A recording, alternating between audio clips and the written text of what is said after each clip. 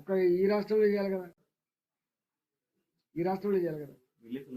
ఇలా అనేక రాష్ట్రాల నాయకులు ఇన్వాల్వ్ అయినారు కదా. కేరళ వాళ్ళు ఇన్వాల్వ్ అయినరు, తమిళనాడు వాళ్ళు ఇన్వాల్వ్ అయినరు, నీకు తెలంగాణ వాళ్ళు ఇన్వాల్వ్ అయినరు, ఆంధ్రప్రదేశ్ వాళ్ళు ఇన్వాల్వ్ అయినరు. మరి జగన్మోహన్ రెడ్డి అయితే మంచి వాళ్ళు దోస్తే కదా. ఇక్కడ ఆప్ ఇన్వాల్వ్ అయింది, పంజాబ్ ఇన్వాల్వ్ అయింది.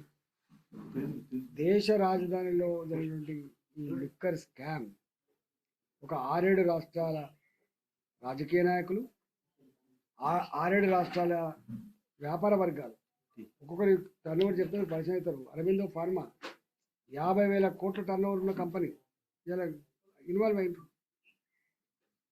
మీరు అన్నది నిజమే అయితే ఒక్కరే ఇన్వాల్వ్ కాదు కదా, పెద్ద పెద్ద వ్యాపారవేత్తలు ఇన్వాల్వ్ అయ్యారు. అంటే ఆడలేక మధ్యలో ఓడన్నట్టుగా ఇవాళ మీరు తప్పించుకోలేదు. నేను రెండో మార్కులు చెప్తాను. ఒకవేళ నిజంగానే రాజకీయపరమైన వేధింపులు అయితే ఇవాళకి కూడా మీకు మన కోర్టుల మీద, మన చట్టాల మీద గౌరవం ఉందో మీకు తెలుసు. కోర్టులో ప్రూవ్ చేసుకోవాలి కదా. ఈడీ పెట్టినటువంటి కేసులు ఏవైతున్నాయో ఎవరి మీద అయితే పెట్టబడే వాళ్ళే ప్రూవ్ చేసుకోవాలి నిర్దోషులని. చట్టం అది. అందువల్ల నిజంగానే నీకంటే ఇప్పుడు కేసీఆర్ గారు ఒక మాట అన్నాడండి, అసెంబ్లీ సాక్షిగా అన్న మాట, నా ప్రభుత్వం ధర్మంగా నడిచే ప్రభుత్వం, తప్పు చేస్తే నా బిడ్డను కూడా క్షమించను, నా కొడుకును కూడా వదిలిపెట్టే ప్రసక్తి లేదని చెప్పిండు. ఎవరైతే తప్పు చేసిండో శిక్షకు సిద్ధంగా ఉండాలని కూడా చెప్పిండు. మరి ఎందుకు భయపడుతున్నారు చెప్పండి?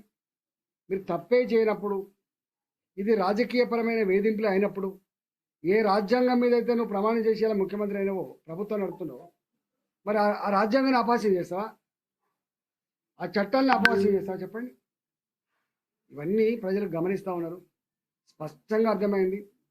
ఇవాళ ఇక్కడ సరిపోదన్నట్టుగా, తెలంగాణ రాష్ట్రంలో సంపాదన సరిపోదన్నట్టుగా మీకు తెలిసేలా ఈ కుటుంబ పరిపాలన ఎట్లా కొనసాగుతుందో, ఇవాళ ఢిల్లీ దాకా దేశవ్యాప్తంగా కూడా, అంటే ఇప్పుడు కేసీఆర్ గారు బీఆర్ఎస్ పార్టీ పెట్టి ఇక తెలంగాణ సరిపోయింది, ఇక దేశాన్ని మొత్తం కబ్జా పెట్టుకొని ఈ పని చేయాలన్నట్టుగా అంటున్నారు జనం. ఇక్కడ ముమ్మాటికి నేను ఒకటే మాట చెప్తాను, ఎక్కడ కూడా రాజకీయ పరంగా వేధింపులకు పాల్పడితే చరిత్రలో ఏది నిలవలే. అందుకని 100% తప్పు చేసిందా లేదా అనేది ఆ ఏజెన్సీస్ బయట తీస్తాయి.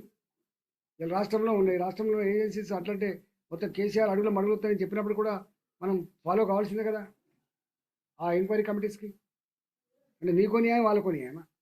మన్ను మీదకు పెడుతున్నావు. ఎవరు వీళ్ళు అతిథులు కాదు, చట్టం ముందు అందరూ సమానులే. వాళ్ళు ముఖ్యమంత్రులైనా ప్రధానమంత్రులైనా, మీకు తెలిసి ఇందిరాగాంధీ గారు కూడా పోయిండ్రు, అమిత్ షా గారు కూడా జైలుకు పోయిండ్రు, గుర్తుపెట్టుకోండి. ఇవాళ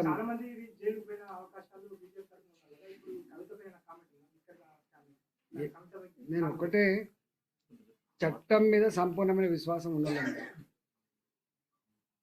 ఎవిడెన్సెస్ లేకుండా అరెస్ట్ చేసే ఆస్కారం లేదు. 100% ఎవిడెన్సెస్ ఉన్నాయి.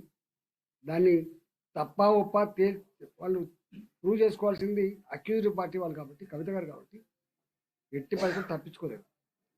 చట్టం ముందు అందరు సమానులే. తప్పు చేసిన వాళ్ళు చట్టం నుంచి తప్పించుకోజాల. మీది 100% కరెక్ట్. అంటే ఒక్కొక్కసారి ఏమైందంటే ఇక్కడున్న సర్కార్ మీకు తెలుసు, కేసీఆర్ గారి సర్కార్ ఎట్లుంటుందో మొన్న మీరు అసెంబ్లీలో చూసిండు. 24/7 ఇవ్వట్లేదు అని చెప్పి నేను అడిగిన, ఎవడా మీకు చెప్పింది అన్నాడు. నిజంగా 24/7 పవర్ ఇస్తున్నానే మీరు చెప్పండి. 100 అక్కర్లేదు, ఈ ప్రభుత్వం ఎట్లా బుకాయిస్తుందని చెప్తున్నా. ఇచ్చిందా 24/7? ఈ డబుల్ బెడ్రూమ్ కట్టేయలేదు అన్నాం. ఎట్లా బుకాయించిన చూసింది మేము. అంటే అబద్ధాన్ని కూడా సక్సెస్ఫుల్గా కన్వీనియంట్గా ప్రజలకు చెప్పగలిగిన నైపుణ్యం ఉంటుంది వాళ్ళు, గుర్తుపెట్టుకోండి. అందువల్ల ఇక్కడ కూడా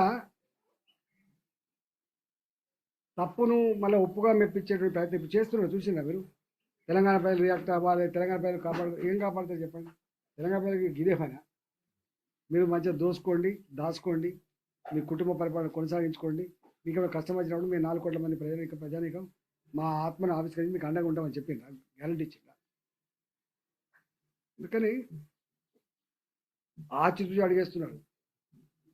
ఈడీ కానీ సిబిఐ కానీ మనం ఏమైనా చేస్తే ఎక్కడ కూడా పొరపాటు లేకుండా ఆచితూచి అడిగాలని చెప్పి సమగ్రమైన విచారణ జరుగుతున్నది. గుర్తుపెట్టుకోండి. 10 గంటలు 5 గంటలు ఇవన్నీ సమాచారం ఎందుకు తెస్తున్నారు? ఇవాళ మీరు చూసిండ్రు, ఒక ఆయన నిన్న నేను బినామీ అంటాడు కవిత గారికి, ఇవాళ మళ్ళీ కోర్టులు ఎత్తాడు నేను బినామీగా అంటాడు. వారు ముందుకు రావడానికి కూడా అంగీకరిస్తలేడు. ముందుకు వచ్చి పని చెప్పాలంటే మేము మా ప్రాణం ముప్పుందంటారు. అంటే ఎంత భయపెట్టించున్నారో. ఇంకోటి కూడా ఇవాళ మీరు చూస్తున్నా, ఇవాళ ఎందుకు ప్రభుత్వ పరంగా ఉన్నటువంటి వాళ్ళు ఇప్పుడు అడిషనల్ అడ్వకేట్ జనరల్ ఉన్నాడు. అడిషనల్ అడ్వకేట్ జనరల్ ఎవరు? వారు తెలంగాణ రాష్ట్ర ప్రభుత్వ పరంగా వాళ్ళు ఆర్గ్యుమెంట్ చేస్తారు.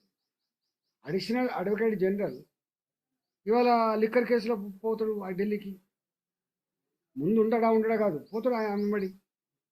తెలంగాణ ప్రజల చేత కట్టబడ్డ పనుల డబ్బులు తీసుకుంటున్నటువంటి అడిషనల్ అడ్వకేట్ జనరల్ పోతున్నాడు.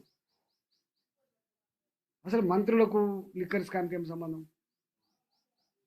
అడిషనల్ అడ్వకేట్ జనరల్కు లిక్కర్ స్కామ్కి ఏం సంబంధం? చెప్పండి, ఎందుకు పోతారు? నిజంగానే కేసు ఆమెది, తప్పు చేసిందా లేదా ఆమె అడుగుతారు. నీకు ఇంత పెద్ద ప్రభుత్వం నువ్వు నడుపుతున్నావు, నీకు పెద్ద సుప్రీంకోర్టులో జడ్జి చేసిన అందరు నీకు పరిచయమేనా? నువ్వు దేన్నైనా చేయించుకోగలిగే నైపుణ్యం ఉన్నవాడైనా ఎందుకు చెప్పు? నువ్వెందుకు అవాయిడ్ చేయించలేకపోతున్నావు? మరి ఇంట్రాగేషన్ అవాయిడ్ చేయించాలి కదా, నీకైనా పలుకుబడి ఉంటే. తప్పైతే నీ తప్పు, అది మంచిది కాదు. ప్రజలు ఇంకా వీళ్ళు ఎడ్డోళ్ళు అని అనుకుంటే వాళ్ళ అమాయకత్వం. ప్రజలు చాలా క్లారిటీతో ఉన్నారు. ప్రజలకు సీక్రెట్గా పోయి అడిగితే చెప్తారు ఏంటంటే అంటే ఇంకేముంటుంది బిడ్డ, ఇక్కడ సరిపోరంటే అక్కడ దాకా పోయిండ్రు. అయినా అది మంచి పని బిడ్డ, మహిళలు చేసే పని బిడ్డ అంటారు. ఈ మహిళలకి లిక్కర్ స్కామ్లో ఉంటారా బిడ్డకి? గిదే బిజినెస్ దొరికిందా బిడ్డ? జనరల్గా మహిళలకు ఈ తాగుడు అంటే ఇష్టం ఉండదు.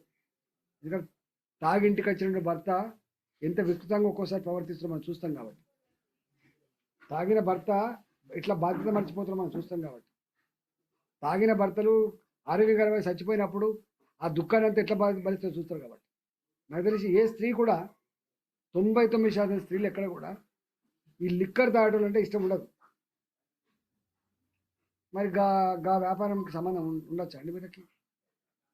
అడిగేటోళ్ళకి కానీ బ్యాడ్ థింగ్ ఇది, టూ బ్యాడ్ అన్నట్టుగా పరాకాష్ట ఇది. లేవా బిజినెస్ చేసుకోవాలి, పైసలు సంపాదించుకోవాలి అన్నారు. బిజినెస్ చేసుకో, ఓ ఫార్మా కంపెనీ పెట్టుకో, ఓ కాంట్రాక్ట్ కంపెనీ పెట్టుకో, ఓ రియల్ ఎస్టేట్ వ్యాపారం పెట్టుకో. కానీ లిక్కర్ వ్యాపారం చేస్తా ఈజీ మనీ, తొందరగా చేసుకోవచ్చు అనుకున్నారు. మేము ఇంత పెద్ద స్థానాలలో ఉన్నాం, మమ్మల్ని అడిగేటోడేవాడు, మమ్మల్ని చూసేటోడు. పోషమ్మ వంట చూసిన పొట్టోని ఎత్తి పొడుగోడు కొడితే పొడుగోని ఎత్తి పోషమ్మ కొడుతుంది. ఇవాళ అట్లా మా మీద ఆరోపణ చేసిండు. మా మీద ఆరోపణ చేసినప్పుడు ఎవడో దారిలో పోయి దాని ఒక పేపర్ అయితే పక్కన చేసి నేను విచారించినవా? వాళ్ళకి ఇంకా కనీసం సంస్కారం ఉంది, వాళ్ళు విచారిస్తున్నారు. లిక్కర్ స్కామ్ బయటకు వచ్చి సంవత్సరం గడిచింది. సంవత్సర కాలంగా ఎంక్వైరీ చేస్తూనే ఉన్నారు.